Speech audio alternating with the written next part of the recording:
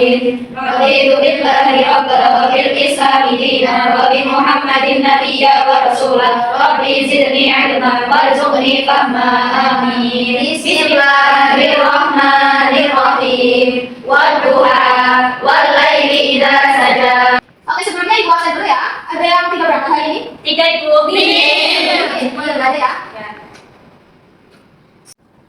Ya, setelah kemarin kita belajar mengenai pengangkatan Khulafaur Rasyidin, sekarang kita akan belajar mengenai substansi dan strategi mereka, dakwahnya mereka dalam menaklukkan wilayah-wilayah dan memperdalam peluasan Islam. Di pelajaran kali ini yaitu kalian akan mengidentifikasi substansi dan strategi dakwah dari Khulafaur Rasyidin. Khulafaur Rasyidin di sini nanti Ibu akan jelaskan dua terlebih dahulu, yaitu khalifah yang pertama dan kedua. Siapa ya? Abu Bakar.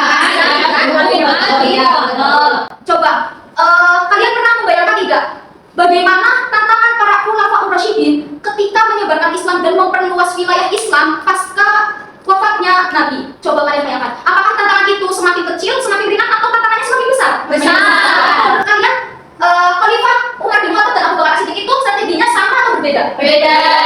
Nah, maka dari itu sekarang Ibu akan menjelaskan tentang strategi dari keduanya, yaitu dari Abu Bakar As-Siddiq dan Umar bin Khattab. Ya, sambil dicatat ya.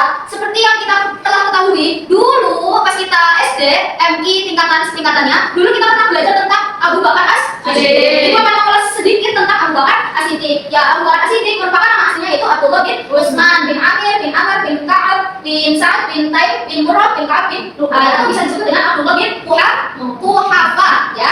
Abdullah bin Quhafa. Kemudian selain mempunyai nama asli, juga Abu Bakar mempunyai nama kunyah yaitu Abu Bakar. Nah, itu nama kunyah. Nama kunyah itu nama yang didahului oleh Abdul atau Umur. Selain itu juga ada nama laqab, nama julukan yang diberikan oleh Kanjeng Nabi Muhammad SAW, yaitu As-Siddiq. Dan khalifahnya itu cuma selama 2 tahun, yaitu dari tahun 632 Masehi sampai 634 Masehi. Berarti berapa tadi? 2 ya, berarti masa khalifahnya itu 2 tahun. Nah, dalam masa khalifahnya, Abu Bakar itu menghabiskan waktunya untuk apa? Untuk memerangi orang-orang murtad, orang-orang yang mengembang agama Islam pasca setelah wafatnya Kanjeng Nabi. Tujuannya apa? Tidak lain untuk kembali menegakkan agama Islam dan meluruskan akidah-akidah mereka yang telah keluar dari agama Islam. Kemudian strateginya apa dan tantangannya apa pada kepemimpinan Abu Bakar As-Siddiq? Nah, strateginya dan tantangannya yaitu yang pertama ada perang Riddah. Tahu Riddah? Nah, itu kasih tahu nih. Perang Riddah merupakan perang yang melawan nabi palsu dan memerangi orang-orang yang murtad. Jadi, setelah kewafatan Kanjeng Nabi, banyak mereka yang murtad. Ada juga yang Islam, ada. Tapi mereka sholat, ya. Mereka sholat, ya betul. Tapi mereka enggan membayar zakat. Karena apa? Karena mereka itu berpikirnya bahwa wafatnya Kanjeng Nabi adalah suatu keguguran untuk melakukan dan menunaikan zakat. Maka dari itu mereka enggan menunaikan zakat. Dan strateginya apa?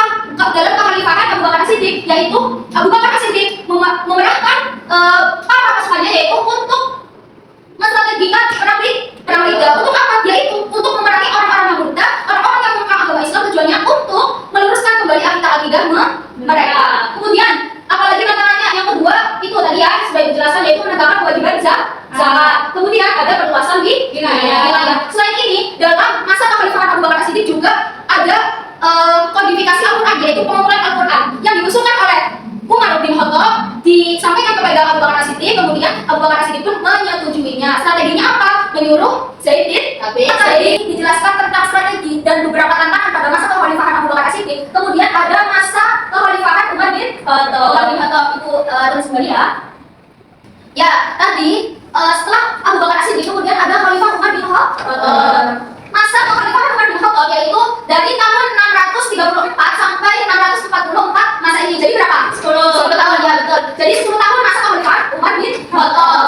Mengulas kembali nama asli Umar bin Khattab yaitu Umar bin Khattab bin Nufail bin Abdul Uzza bin Riyah dan sampai bin Lu'ay, sama ya seperti Abu Bakar tadi. Kemudian nama kuliahnya juga ada yaitu Abu Hafs. Kemudian nama lengkapnya juga Al-Faruq. Dijuluki nama Al-Faruq karena bisa membedakan antara hak dan yang batil. Selanjutnya, pada masa kekhalifahan Umar bin Khattab pun sama seperti masa kekhalifahan Abu Bakar As-Siddiq. Dalam artian apa? Memiliki strategi dan memiliki tantangan yang sama juga. Tapi karena situasinya berbeda, jadi tantangannya pun juga lain lagi. Yaitu yang pertama, ada mengatur administrasi negara dan perluasan wilayah. Jadi setelah 1 tahun ditaklukkannya Damaskus ke Syria, ke Irak dan ke Mesir oleh Umar bin Khattab, itu merupakan suatu perluasan di wilayah. Jadi ketika perluasan wilayah pada kekhalifahan Umar bin Khattab itu lebih luas cakupannya daripada masa kekhalifahan sebelumnya, yaitu pada Abu Bakar As-Siddiq. Kemudian yang kedua, tantangannya juga apa? Yaitu tantangan dalam menegakkan nilai keadilan, nilai hukum dan undang-undang. Jadi pada masa kekhalifahan Umar bin Khattab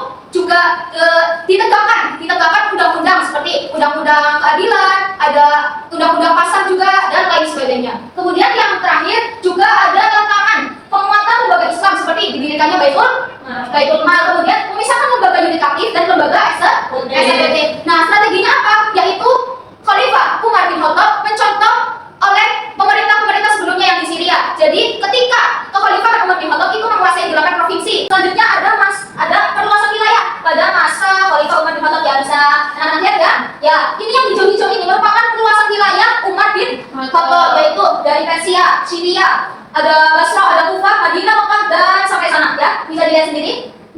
Sekarang ibu meminta kalian untuk berdiskusi sesama teman sebangku ya. Oke? Oke. Nanti kalian berdiskusinya apa? Yaitu tentang aspek perbedaan kekhalifahan Abu Bakar As-Siddiq dan Umar bin Khattab. Nanti ibu bagikan lembar kerja ini, dikerjakan, didiskusikan dengan teman sebangku. Nanti materinya cari di mana? Materinya cari di buku paket yang telah ibu bagikan, oke?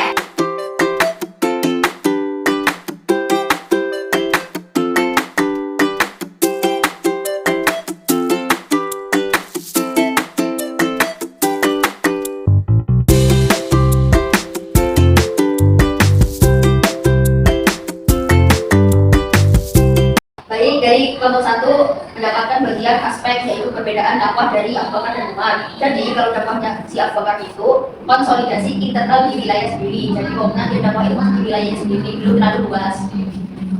Kalau Umar tentang ekspansi dakwah dengan perluasan wilayah.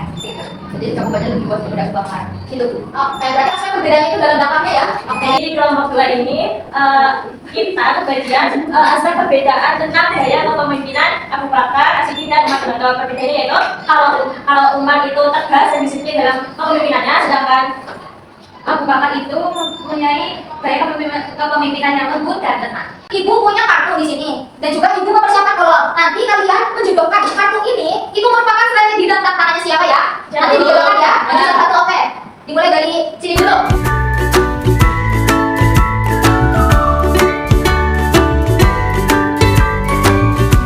Oke, ibu cek dulu ya. Pada Abu Bakar ada strategi yang berbeda. Penggunaan Al-Quran betul. Ketika betul untuk bermain mengatur administrasi dan tata kelola. Ya betul. Sekarang ibu mau merefleksikan. Coba, ketika kalian misal menjadi ketua OSIS atau menjadi ketua kelas, coba gaya kepemimpinan apa yang dapat kalian ambil dari Abu Bakar dan Umar? Coba. Kayak apa? Saya akan perang di dahulu. Perang di dahulu. Terus ada lagi? Kalau saya mau kayak Umar Tegas. Oh, tegas seperti parenting philosophy. Wih, bagus. Sip. Kemudian ada lagi yang mau mengambil strategi dari keduanya? Ini kedisiplinan. Kedisiplinan betul seperti Abu Bakar As-Siddiq. Anak-anak dari kepemimpinan Khalifah Abu Bakar As-Siddiq dan Umar bin Khattab dapat kita ambil ibrah, dapat kita ambil pelajaran dari keduanya, yaitu Abu Bakar As-Siddiq memiliki keikhlasan dalam memimpin. Yang pertama. Kemudian yang kedua, tegas dalam prinsip dan lembut dalam sikap. Dalam artian lembut itu bukan berarti lemah, kemudian tegas itu bukan berarti kasar. Ya. Kemudian Abu Bakar As-Siddiq yang ketiga yaitu berani membela kebenaran meskipun banyak yang meragukan. Meskipun dia itu berjuang sendiri seperti ketika perang Ridha kan banyak yang menentangnya. Jadi Abu Bakar As-Siddiq itu menerangkan bil haqq walau kana murran seperti itu. Kemudian yang kedua ada Khalifah Umar bin Khattab. Apa pelajaran yang dapat kita ambil? Yaitu keadilan. Keadilan adalah kunci utama. Benar-benar yang ia tegaskan yaitu keadilan. Kemudian ada berani mengoreksi dan dikoreksi. Jadi ketika menjadi pemimpin bukan siapa yang benar, akan tetapi dia mau memperbaiki kesalahannya dan meminta koreksi, kemudian mengevaluasi diri. Ya, dari keduanya kita belajar apa? Harus ikhlas, harus sabar dalam suatu kepemimpinan, berani adil dan strategis. Mereka berdua memiliki karakter yang berbeda, akan tetapi bukan berarti mereka berdua itu berbeda, akan tetapi saling melengkapi. Ya, namanya selanjutnya nanti pada pertemuan berikutnya kita akan belajar tentang strategi dan tantangan dari Khalifah Utsman bin Affan dan Ali bin Abi Thalib. Nanti ibu kasih PR ya, kasih PR buka LKS halaman 57 yang bagian pilihan ganda. Ya, jangan lupa dikerjakan di rumah. Ya, silakan baca awal asri dan doa kafaratul majlis. Bismillahirrahmanirrahim. Wal 'ashri innal insana lafi khusrin illa alladziina aamanu wa 'amilus shalihati wa tawashaw bil haqqi wa tawashaw bis sabr. Subhanaka Allahumma wa bihamdika asyhadu an la ilaha illa anta astaghfiruka wa atubu ilaik. Sekian dari Ibu, mohon maaf apabila banyak kekurangan. Wassalamualaikum warahmatullahi wabarakatuh. Waalaikumsalam warahmatullahi wabarakatuh. Terima kasih, Ibu. Ya, sama-sama.